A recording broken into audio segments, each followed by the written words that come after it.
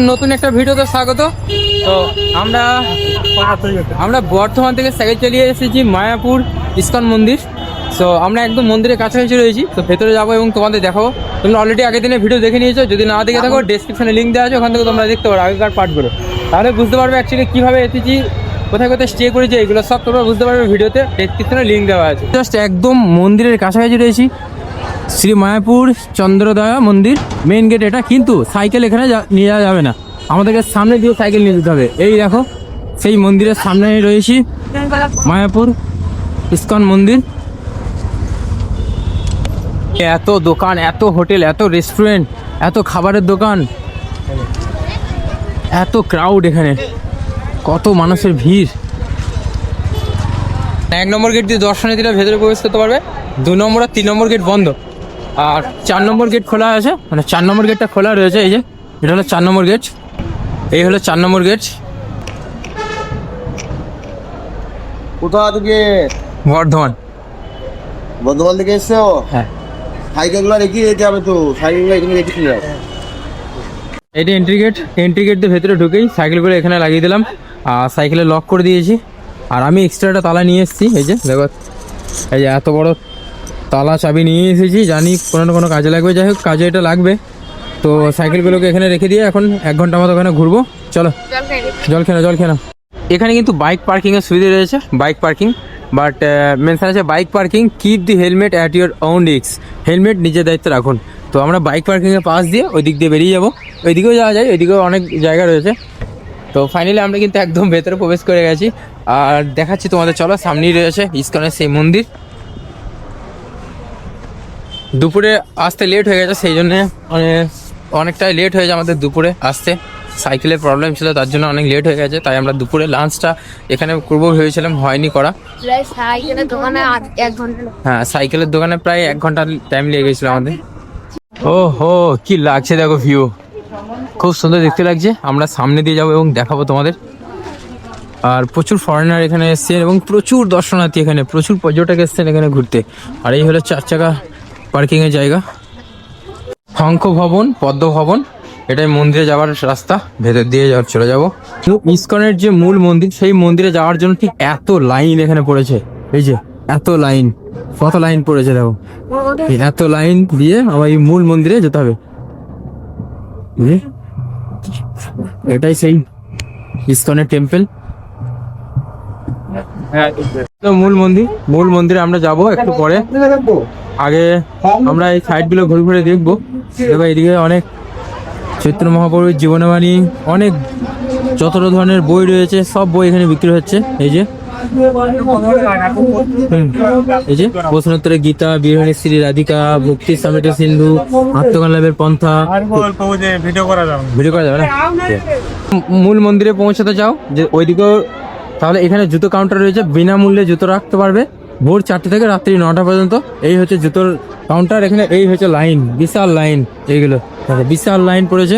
Free of কস্টে জুতো রাখতে গেলে, ফ্রি অফ কস্টে, কোনো টাকা লাগবে না। চলো আমরা কিছু ঘুরে দেখবো। এটা হচ্ছে মায়াপুর গ্যালারি শো, যেখানে আছে movie, photo zone, Krishna art gallery show, Mayapur special হরিনাম পূজা।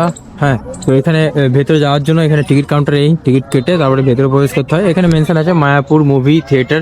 হ্যাঁ, টাইমিং সকাল 10টা থেকে রাত্রি 8টা পর্যন্ত। এই হলো দেখো, সব টোটালি মেনশন রয়েছে এখানে। তো জাস্ট এদিকে ভেতরে ইন করে, ওইদিকে শু স্ট্যান্ড রয়েছে, শু ওখানে খুলে তারপরে ভেতরে যেতে হয়।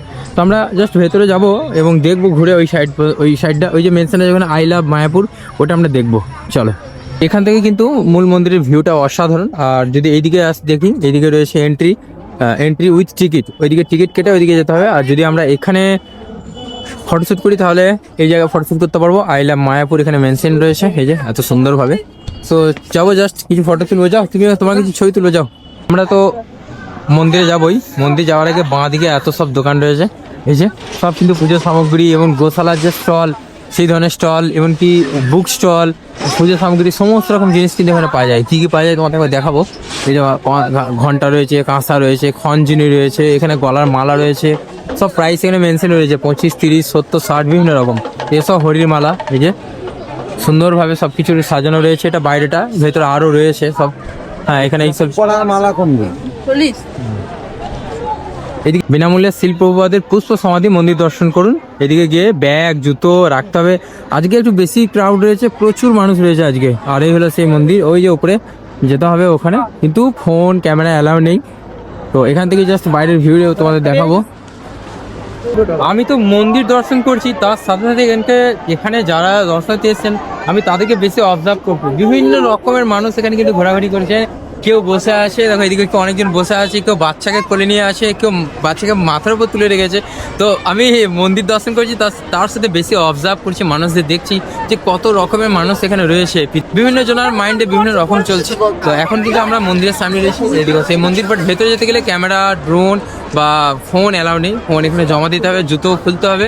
তো এখানে যাবো না আমরা, তো জাস্ট বাইরে ঘোরাঘুরি করবো এবং দেখবো। আচ্ছা, গোশালাটা যাবো, চলো গোশালার দিকে আসি। এসো যাবো।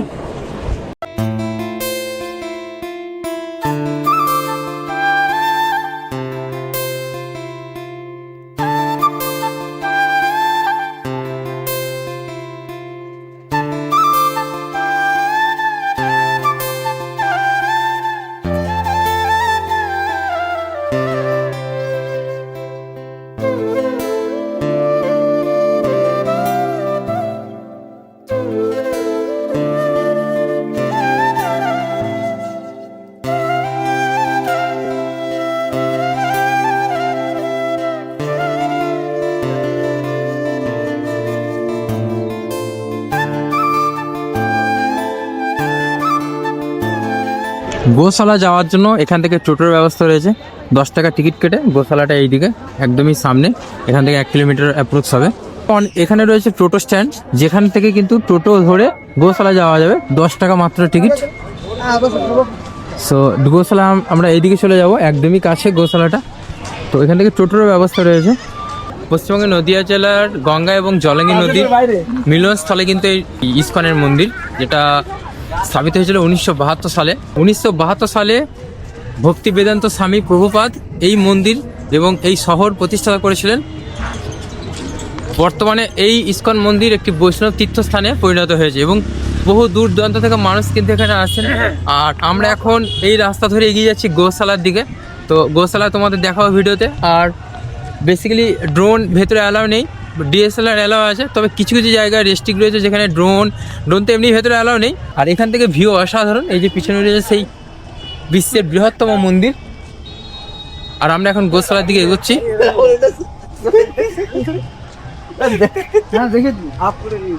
টোটো কিন্তু এইদিকে আসছে না, টোটো এইদিকে আসবে, এইদিকে কিন্তু হেঁটে যারা আসবে তারা টোটো ওই দিকে ঘুরে আসছে।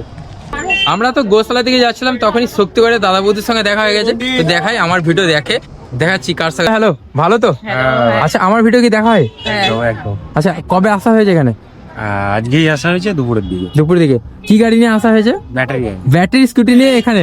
বাহ, দারুন। মানে বর্ধমানে এর আগে কেউ কোনোদিন করেনি যে ব্যাটারি স্কুটি নিয়ে এত দূরে। আমরা সাইকেল চালিয়ে এসেছি। আর আজকে থাকা হবে তাহলে? আজকে থাকবো, কালকে রিটার্ন। আজকে দুপুর হয়ে গেছে যেহেতু। হ্যাঁ, খাওয়া দাওয়া হয়ে গেছে, এখানেই খাওয়া দাওয়া হয়েছে। ঠিক আছে, দেখা হবে আবার। লাগলো আমাদের সত্যিগড়েরই বাসিন্দা, সত্যিগড় থেকে এসছে দাদা বৌদি দুজনে এসছে এখানে। ব্যাটারি স্কুটি নিয়ে এখানে এসছে, ভালো লাগলো শুনে। ব্যাটারি স্কুটিতে এমনি খরচা অনেক কম, চার্জিংটাই জাস্ট। তবে আজকে যেহেতু রবিবার না, সেহেতু ভিড় বেশি। এখন রয়েছি গোশালাতে, এটাই হলো গোশালার ফ্রন্ট গেট। আমরা এবার গোশালার ফ্রন্ট গেটে জাস্ট ভেতরে প্রবেশ করব। তো গোশালাতে যেতে গেলে আমাদেরকে এটা দিয়ে যেতে হবে এবং তোমাদের দেখাবো গোশালাতে ঠিক কতগুলো গরু রয়েছে, ঠিক গরুদের কিভাবে লালন পালন করা হয়। আমরা এখন আছি গোশালাতে। এই গোশালাতে প্রায় 400-500 গরু রয়েছে। বৈদিক সংস্কৃতি মেনেই কিন্তু গরুদের এখানে সেবা প্রদান করা হয়। এই এখানকার গরুগুলোকে সারা জীবন লালন পালন করা হয়, মানে কখনোই বিক্রি হয় না।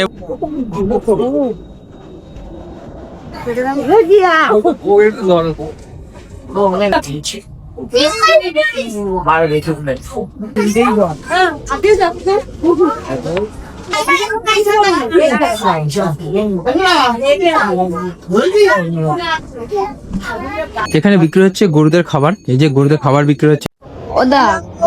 দা ভালো লাগে দা আমরা দেখি।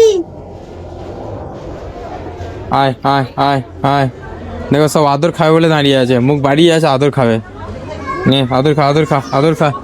আয় এখানে আয় আয়। এই গরুটা দেখো, এটা সব সব গরু কিন্তু ছাড়া আছে। এই যে আয় দেখো কেমন আদর খাচ্ছে দেখো। সব গুনে হ্যাঁ সব গুনে আদর করছে। সবগুলো আদর খাচ্ছে। এই দেখো সবাই কিন্তু গরুদের আদর করতে পারে এই যে এইভাবে দেখো জুম করে। Plus plus plus. আর পৃথিবীর মধ্যে সব থেকে শান্ত প্রাণী হলো গরু। গরুরা হলো সব থেকে শান্ত প্রাণী। আর এখানে যত গরু আছে সবাই শান্ত, এই গরুটা বাদ দিয়ে। এখানে এটা হলো অনুদান কেন্দ্র, এখানে সবাই দান করতে পারে। এই যে দান বাক্সে কত টাকা পড়েছে দেখো, এত টাকা পড়েছে এখানে। এই যে দান বাক্সে এত টাকা। এখানে কিন্তু যে টোটোগুলো রয়েছে সেই টোটোগুলো থেকে চার্জ লিস্ট দেওয়া আছে, মানে কোনখান থেকে কত দূর যাবে, তার কত টাকা চার্জ, সেটা কিন্তু প্রত্যেকটা টোটোতে মেনশন আছে। এইরকম সব রকম মানে এইরকম সব জায়গায় যদি এরকম করা হয় সেটা কিন্তু অনেকটা ভালো। যেমন এখানে মেনশন রয়েছে, আমি তোমাদের দেখাচ্ছি, প্রত্যেকটা টোটোতে কিন্তু সেম মেনশন রয়েছে। এই হলো টোটো, আর এখানে দেখো চার্ট লিস্ট রয়েছে, ক্যাম্পাস টোটো ফেয়ার চার্ট। এখানে টোটালি কিন্তু মেনশন রয়েছে, গোশালা 15 টাকা, তো টোটালি কিন্তু মেনশন রয়েছে। তো চলো তোমাদের দেখাবো, এখানে যত টোটো রয়েছে সব টোটোতে এরকম মেনশন রয়েছে। এই টোটোতেও দেখতে পাবে এখানে মেনশন রয়েছে, একটা বোর্ড করা আছে ছোট। এরকম হওয়াটা দরকার সব জায়গাতেই, মানে যে কোনো জায়গাতে এরকম হলে কি হবে, মানে তারা যে অ্যাকচুয়ালি আমাদের কাছ থেকে ভাড়া বেশি নিচ্ছে না কম নিচ্ছে সেটা আমরা বুঝতে পারবো। তা এটা একদম পরিষ্কার পরিচ্ছন্ন জিনিস, তো এটা ভালো আইডিয়া। আর একটা ভালো জিনিস, টোটোর মধ্যে নাম্বারিং করা আছে। নাম্বারিং হলে এটাই সুবিধা, আমার ব্যাগ, আমি ধরো টোটো থেকে কোথাও যাচ্ছি, এখানে ঘুরছি, বাই চান্স আমার কোনো ব্যাগ যদি হারিয়ে যায়, সেক্ষেত্রে কিন্তু টোটোর মধ্যে নাম্বারিং যদি করা রয়েছে, সেহেতু আমি পরে কিন্তু মানে আমার যে ব্যাগ হারিয়ে যাবে সেই ব্যাগটা আমার ফিরে পাওয়ার চান্সেস অনেক বেশি থাকে। যেমন প্রত্যেকটা টোটোর মধ্যে নাম্বার থাকবে এবং চেয়ার লিস্ট করা থাকবে, তাতে কি সুবিধা হবে যে আমি অ্যাকচুয়ালি কোথা থেকে কোথায় যাচ্ছি, ঠিক কত টাকা ভাড়া সেটা কিন্তু একদম জানা যাবে। এবং কোনো ব্যাগ হারিয়ে গেলে আমরা জানতে পারবো যে অ্যাকচুয়ালি টোটোর মধ্যে এই ব্যাগটা পড়েছে, তাহলে আমাদের ব্যাগ ফিরে পাওয়ার চান্সেস অনেক বেশি থাকে, তাই তো? তো চলো, আজকে রবিবার যেহেতু, আর তাছাড়া কাল হচ্ছে 26 জানুয়ারি, তো প্রচুর ভিড়। ভিডিওটা তোমরা যদিও 26 জানুয়ারি পরেই দেখছো, কারণ আমাকে এডিট করে পোস্ট করতে হয়, তার জন্যে, আর কিছু না। তো চলো এবার আমরা এখান থেকে বেরোবো, আমরা আজকে বাড়ি ফিরবো, কারণ কালকে আমার অনেকগুলো ক্লাবে ইনভাইট রয়েছে, সেই জন্য আমাকে বাড়ি ফিরতে হবে।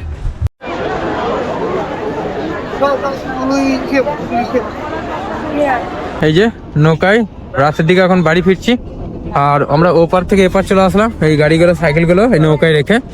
এই যে মানে পারে ওপারে নামবো, তারপর সাইকেলগুলো নিয়ে আমরা স্টেশন যাবো। এখানে বাড়ি কাটাতে? হ্যাঁ আমি দেখি, হ্যাঁ সাইকেল রেন্টে লাভ ই করো, সাইকেল তোমার সাইকেলে লাদাখ গেছিলাম, তোমার হ্যাঁ ভিডিও দেখি। এখানে বাড়ি কাটাতে গেছিলাম, বাড়ি ফিরলাম, মানে বাড়ি ফিরছি, মায়াপুর গেছিলাম, ভিডিও চলছে। হ্যাঁ হ্যাঁ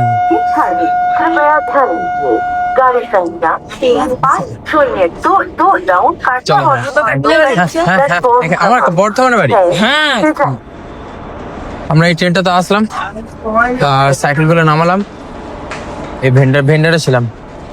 এটা হচ্ছে আজিমগঞ্জ কাটোয়া, হাওড়া আজিমগঞ্জ কাটোয়া মালদা। ট্রেনটা মালদা যাবে না, এটা আজিমগঞ্জ যাবে, আজিমগঞ্জের ট্রেন আছে। হ্যাঁ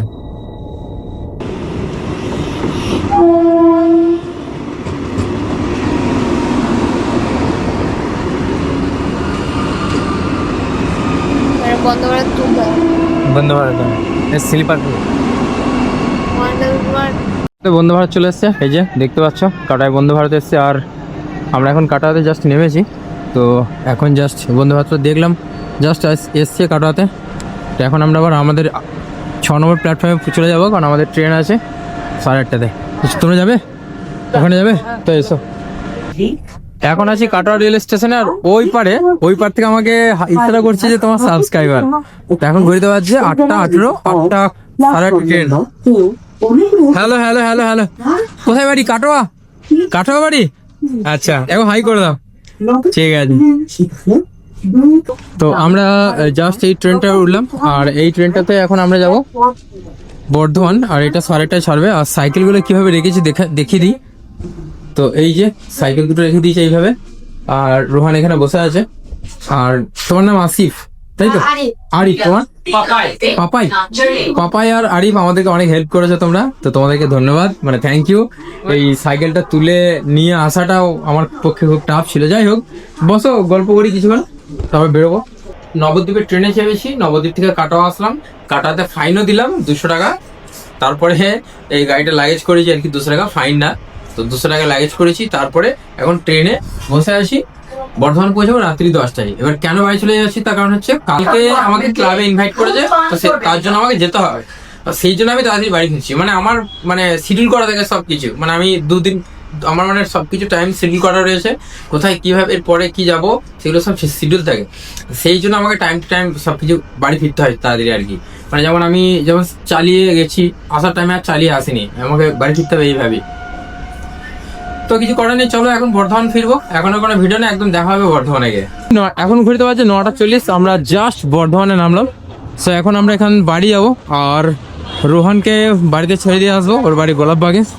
তো চলো জাস্ট বর্ধমান ইন করলাম, বর্ধমান পৌঁছে গেছি।